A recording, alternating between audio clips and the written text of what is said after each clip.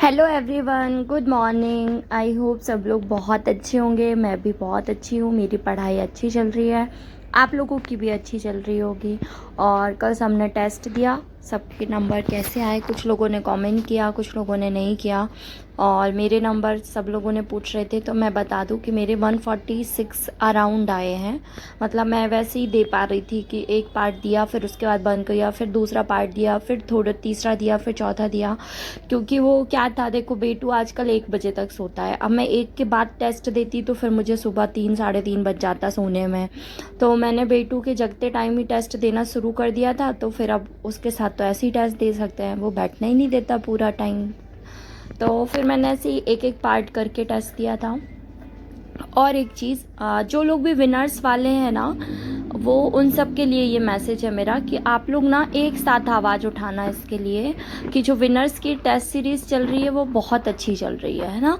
उसमें proper test हो रहा है, हर संडे टेस्ट हो रहा है, ये अच्छी बात है। लेकिन उसमें एक नेगेटिव बात पता है क्या है, कि जो मैनेजमेंट के क्वेश्चन है ना, वो आपके ना पटवारी वाले क्वेश्चन रिपीट हो रहे हैं। मतलब उसमें आपका देखना, आप अच्छे से देखना, आपके इस सिलेबस में क्या है, मैनेजमेंट में पंचवर्षीय योजनाएं हैं, उसमें आपको कभी कभी 1-2 क्वेश्चन दिखते हैं, नहीं तो नहीं दिखते।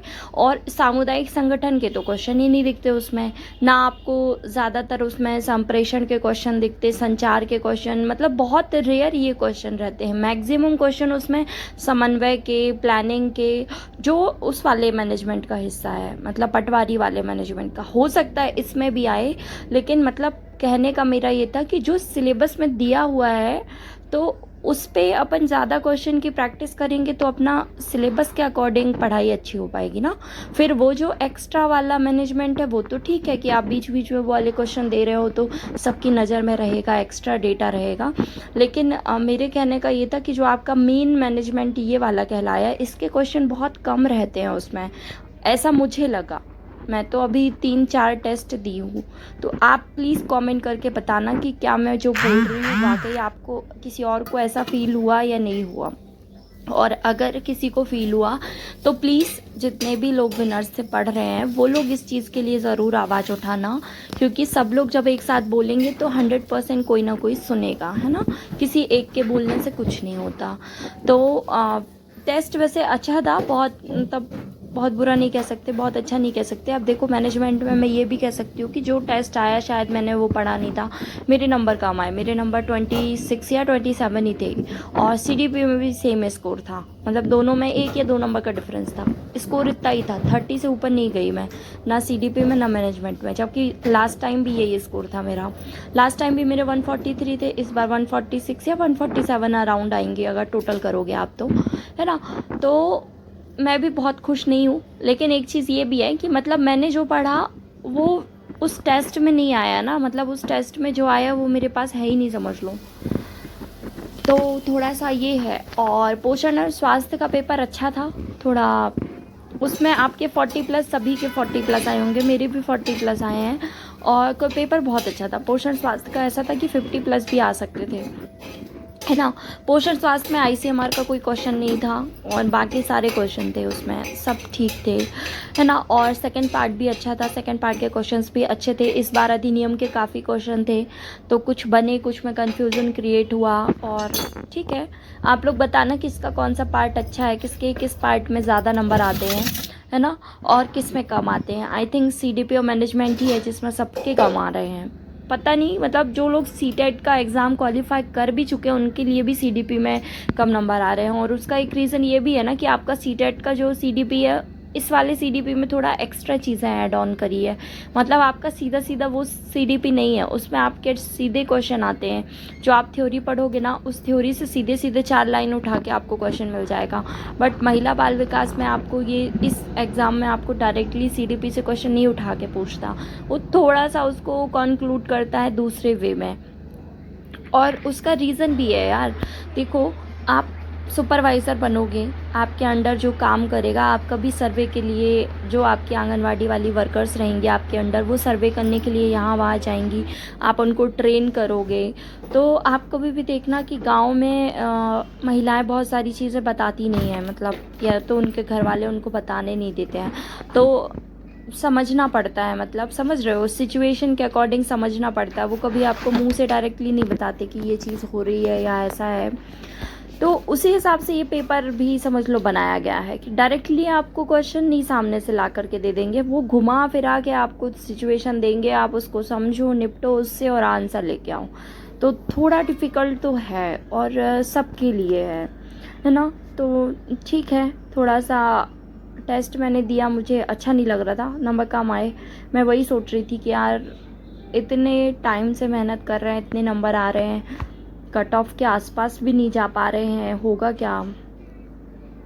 एक तो बच्चे बच्चे के साथ खेलने के टाइम पे पढ़ाई करो, थोड़ा सा फील होता है, बट ठीक है, अभी टाइम है और हम लोग कर लेंगे, इसको पूरा कर लेंगे। टाइम की कमी है, पता है, टाइम की कमी है।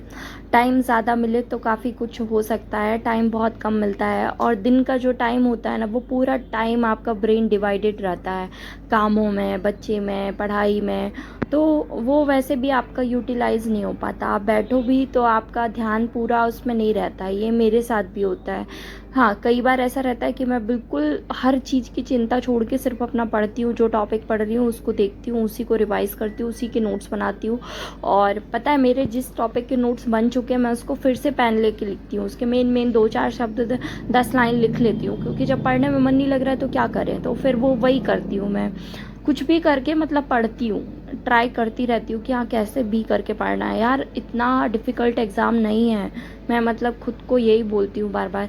अभी पता है MPPSC का रिज़ल्ट आया, देखना उसमें MPPSC 22 का रिज़ल्ट आया अभी। टॉप 7 में से मतलब टॉप 10 में से 7 जो है वो मैरिड गर्ल्स हैं, पता है। और बहुत सारी मैरिड गर्ल्स हैं जिनके बेबीज़ हैं। 5-5 6-6 साल तक रेगुलर उन्होंने पढ़ाई की, तब जाके उनका सिलेक्शन हुआ, वो भी टॉप 10 में आई हैं वो। और जो लोग कहते हैं जॉइंट फैमिली में रह के पढ़ाई नहीं होती, कुछ तो ऐसी हैं जो मम्मी पापा भाई बहन बच्चा सबके साथ रहते हुए उन्होंने इतना स्कोर किया है। बहुत बड़ी बात है ये यार। मतलब मैं आज सुबह इंटरव्यू सुनी, मैंने 2 लोगों का इंटरव्यू सुना, मुझे बड़ा अच्छा फील हुआ। मतलब मैं उस इंटरव्यू को सुन के मैंने यही सोचा कि यार PSC बहुत बड़ा टारगेट है, मतलब कंपेयर टू महिला पर्यवेक्षक, कि आपका इसका सिलेबस 4 पेज में सिलेबस ख़त्म हो जाएगा। PSC का तो सिलेबस 10 पेज का सिलेबस होता है आपका। आप कभी उसका सिलेबस देखना, PSC का इतना बड़ा सिलेबस रहता है, वो भी पेपर 1 का। पेपर 2 का अलग सिलेबस है, फिर मेंस का अलग है, फिर इंटरव्यू का अलग है। तो कितना ज़्यादा स्ट्रगल रहा होगा उन लोगों का। मतलब आप सुनना, एक बार सर्च करना MPPSC 2022 रिज़ल्ट्स, आप उसमें टॉप 10 के नाम देखना, आप उनका इंडिविजुअल इंटरव्यू देखना, आपको बहुत अच्छा फील होगा। पता है, आपको अंदर से मन करेगा कि आप जो कर रहे हो ना, आप बहुत सही कर रहे हो। मतलब टाइम लगता है लेकिन रिज़ल्ट आएगा। और आप इस हिसाब से इसको देखना, इंटरव्यू को देखना। कि मैं ये नहीं कह रही, देखो कुछ लोगों का क्या होता है, वो इंटरव्यू देखते हैं, उनका मन करता है यार मैं भी एग्ज़ाम दे देता हूँ। वो नहीं, उसके लिए मत देखना। इसके लिए देखना कि PSC बहुत बड़ा टारगेट था, उनको 6 साल लग गया सिलेक्शन लेने में। और 6 साल क्यों लगा जानते हो? क्योंकि वो मैरिड है, उनके पास बच्चा है, फैमिली है, घर का काम है, सब कुछ है। उसके बाद वो उन्होंने किसी तरीके से मैनेज किया, पढ़ा और उनका सिलेक्शन हुआ। और एक बार में नहीं होता सिलेक्शन यार, पता है। मतलब कुछ लोगों का सिलेक्शन कैसे हुआ पता है, पहले साल में उनका प्री निकला, तो दूसरी बार में उनका प्री नहीं निकला, तीसरी बार में इंटरव्यू नहीं निकला, चौथी बार में मेंस में नंबर कम आए, पांचवी बार में फिर प्री नहीं निकला, छठी बार में तीनों क्लियर। तो आप जो काम कर रहे हो आप उसमें अपना 100% दो, फिर भगवान भी आपका साथ देता है। तो मैं तो जब भी मुझे ऐसा लगता है कि नहीं पढ़ पा रही हूँ, तो मैं ऐसे ही किसी को देख लेती हूँ कि हाँ यार, सामने वाला भी तो ऐसी सिचुएशन में था, उसने उसके बाद भी उसने छोड़ा तो नहीं ना, रास्ता निकाला, दूसरा रास्ता निकाला पढ़ने का और पढ़ाई कंटिन्यू की। तो छोड़ना ऑप्शन नहीं होता है यार। मतलब आप पढ़ते जाओ, आपका सिलेक्शन 100% होगा, है ना। चलो आज के लिए इतना ही, मिलते हैं फिर कल के ब्लॉग में, तब तक के लिए